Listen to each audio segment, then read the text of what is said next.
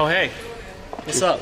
Today on the blog, we have 3 rounds, 15 lateral burpees over bar, 15/12 calorie ski, rest 3 minutes. This is intentionally a shorter, sort of crossfit-y bitch work type piece that we're asking people to really send on. Now, this is absolutely wheelhouse type of workout for Caroline. So for any of you out there that are looking to sort of figure out how to personalize your program, can't afford remote coaching yet, this is a good example of sort of how to do that. So we are trying to get regular double unders at higher rep and double unders with the Rogue heavy rope, both of those within a week of programming. So today she is going to do 3 rounds, 12 calorie ski, 1 max set of double unders. And again, when I'm looking at this whole week and I'm trying to figure out where I can put those double unders in, obviously all of the other movements matter a whole lot, but when I go in and I see this wheelhouse type of workout, I know that I can sub something in real quick and get her to work on that. I think when you're evaluating weaknesses, you have to realize that a weakness is how certain movements are in your repertoire compared to your other movements, and not comparing yourself to the community at large. I don't want people to listen to this and think they shouldn't do wheelhouse workouts. One of the best ways to move the needle on your physiology is to absolutely smash something. So don't go in and try to move all your pieces around. Oh, this is wheelhouse, I shouldn't do it. You definitely still should do a lot of wheelhouse work. But when it comes to things like double unders, because there's a bunch of running, it can be more challenging to put them in certain places. Happens to me when I get to like the point of like a max set is that I'm jumping at least 7 feet in the air.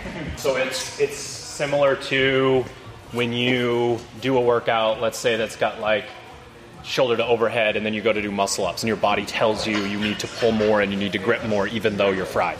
It's the same sort of concept. So you in those moments can say, no, I'm not going to, I'm going to stay long, I'm going to use my hips on the muscle ups. The exact same thing is the case here.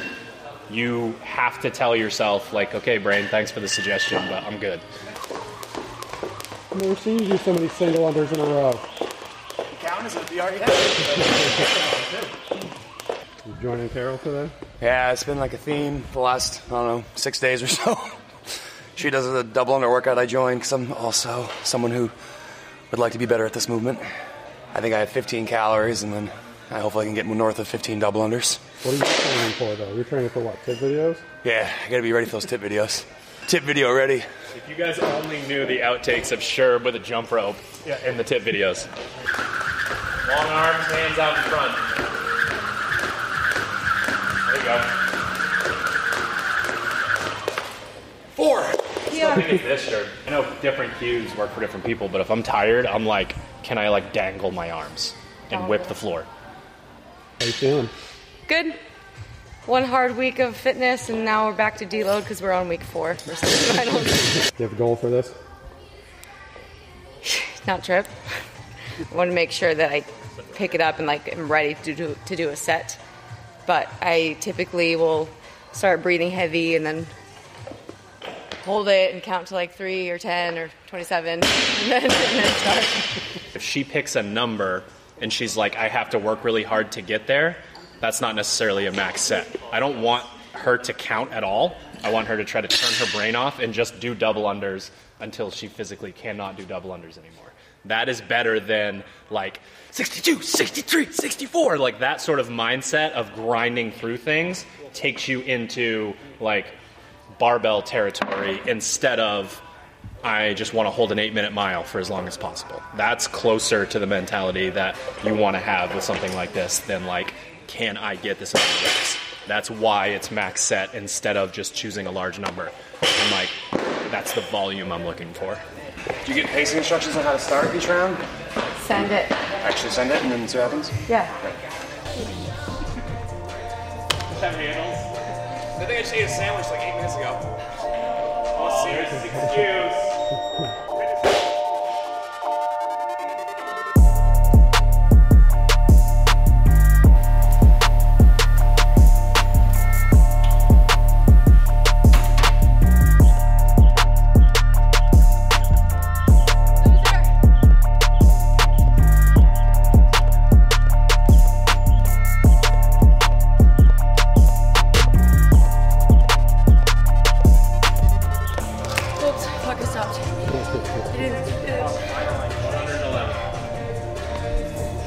take it. How many did you get, sir? 47. No counting.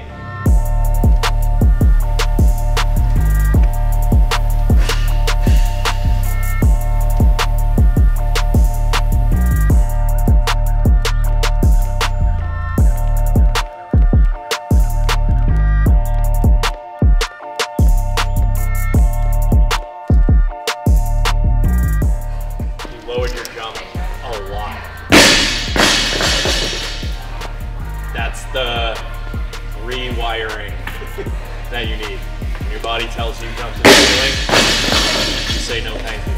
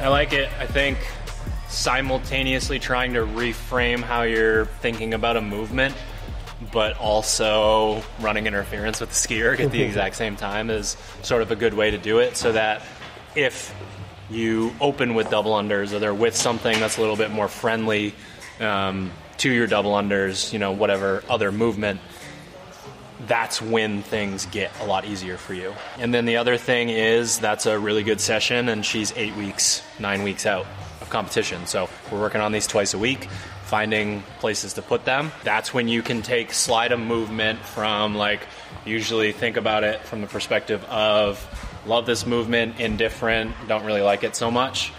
I think there's a lot of power in moving. I don't like this too much, to indifferent for a lot of athletes. And then you sort of can just look at a workout for exactly what it is and decide where to push and where not to. So super happy with that. Yeah, that's the best my double unders have felt in a while. And I'm actually, one thing that's a little different than like past years is that I really needed something to like work on in the movement. And I think up until this point I was just doing them and like trying to figure out what I needed to do to make that happen.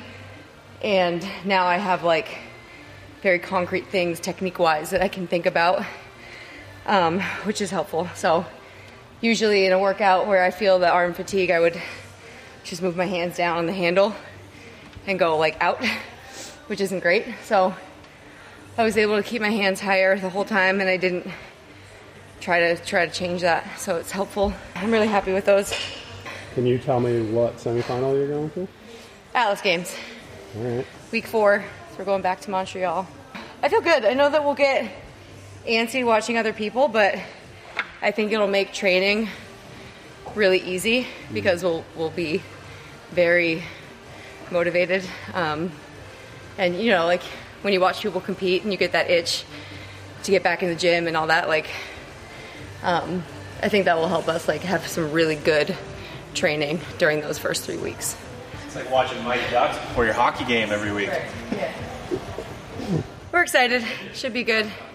I'm happy with it. I got the email and had a really good feeling in my gut that it's time to go back and take what I was supposed to 2 years ago.